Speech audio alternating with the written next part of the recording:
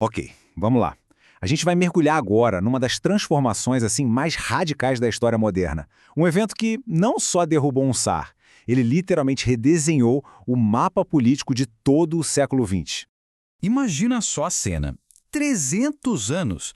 300 anos da dinastia Romanov. Um poder que todo mundo achava que era, sei lá, absoluto, que ia durar para sempre, e de repente, puf, desmoronou em questão de meses. E aí fica a pergunta, né? Como é que isso aconteceu? A verdade é que não foi uma coisa só. Foi tipo uma tempestade perfeita, sabe?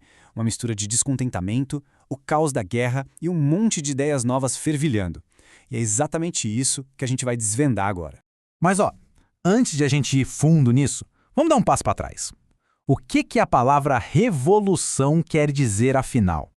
A origem dela já dá uma pista e é bem fascinante. Então, a palavra vem lá do latim revolutio, que quer dizer, literalmente, dar uma volta completa. E quem popularizou esse termo foi a astronomia, como a gente vê aí nesse modelo do Copérnico, sabe? Para descrever o movimento de um planeta, ele dá uma volta inteira, completa. E foi essa ideia de volta completa que acabou sendo levada para a política. Porque, pensa bem, uma revolução não é só uma reforminha aqui e ali. Não, não. É uma virada total, de 180 graus mesmo. É romper completamente com tudo que existia antes. Pois é. E a Rússia, lá no comecinho do século XX, era o cenário perfeito para essa ruptura. Era aquele clássico gigante com pés de barro, sabe? Para ter uma ideia da dimensão do problema, 80%. 80% da população russa era de camponeses. E muitos viviam em condições que eram, na prática, de servidão, sabe? Presos à terra, trabalhando para uma nobreza que era super rica e totalmente distante da realidade deles. A desigualdade era, assim, absurda. E o pior é que toda tentativa de reforma parecia que só piorava a situação. Sabe a tal libertação dos servos em 1861? Na prática, deixou todo mundo endividado. Aí veio o massacre de 1905, que simplesmente destruiu aquela imagem de que o czar era o paizão do povo. E a Duma, o parlamento que ele criou, pura fachada. O poder real continuava todo na mão dele. A panela de pressão já estava apitando e bem alto. E esse ano, 1905, foi um verdadeiro divisor de águas. Não foi assim a revolução que derrubou tudo, mas foi um momento em que todo mundo olhou e pensou: opa, peraí, esse império não é tão forte assim, ele é vulnerável. Imagina a cena, dia 9 de janeiro de 1905. Milhares de trabalhadores, numa marcha totalmente pacífica, indo até o Palácio de Inverno lá em São Petersburgo. Eles queriam entregar uma petição para o czar. E detalhe, eles levavam ícones religiosos, levavam retratos do próprio czar. E qual foi a resposta? Brutalidade. As tropas simplesmente abriram fogo. Centenas de pessoas morreram.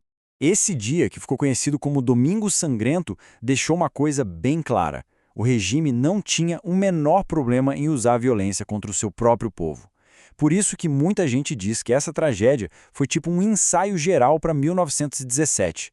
Ali eles testaram táticas, viram as fraquezas do governo. Foi ali que as sementes da verdadeira revolução foram plantadas, 12 anos antes dela acontecer. Agora, é interessante que, dentro do próprio movimento revolucionário, o pessoal não concordava em tudo. Pelo contrário, tinha uma divisão bem grande. Todo mundo queria a mesma coisa, derrubar o czar. Mas o como fazer isso? Aí a conversa era outra.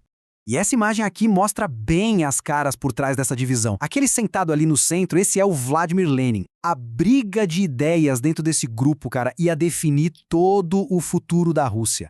A grande diferença entre eles era de estratégia, basicamente.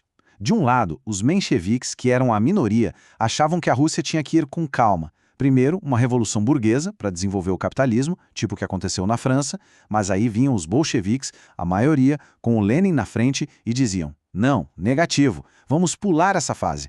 A revolução tem que ser agora, imediata, liderada pelos operários e camponeses. E aí, a gente chega em 1917. O cenário era caótico. A Rússia estava apanhando feio na Primeira Guerra Mundial, a fome se espalhava por tudo que é cidade, era um barril de pólvora prestes a explodir. E explodiu. A primeira explosão veio em fevereiro. E olha que curioso, tudo começou com protestos de mulheres pedindo pão. Isso virou uma greve geral, e o mais incrível, os soldados, que foram mandados para reprimir a galera, acabaram se juntando aos manifestantes. Em questão de dias, o czar Nicolau II não teve escolha. Abdicou. Fim. O império tinha caído. Só que o governo provisório que entrou no lugar cometeu um erro fatal. Eles mantiveram a Rússia na guerra. A insatisfação do povo, claro, só aumentou. E quem é que viu a oportunidade perfeita nisso tudo? Os bolcheviques. Em outubro, eles foram lá e deram o golpe final. Tomaram o poder. Aí alguém pode perguntar, mas como é que os bolcheviques conseguiram tanto apoio tão rápido? A resposta está nas promessas deles. As famosas teses de abril do Lenin. Eram coisas simples, diretas, mas muito poderosas. Tudo resumido naquele slogan genial: pão, paz e terra. Ou seja, paz para os soldados que não aguentavam mais a guerra, terra para os camponeses e pão para os trabalhadores. E claro, todo o poder aos sovietes, que eram os conselhos populares. Com o poder na mão, eles formaram um novo governo. E aí começam a surgir os nomes que, iam dominar o século inteiro, né? Lenin, claro, como o líder absoluto, mas junto com ele figuras como Leon Trotsky e um cara que na época não era tão famoso assim, um tal de Joseph Stalin. Ali, naquele momento, nascia o primeiro Estado socialista do mundo.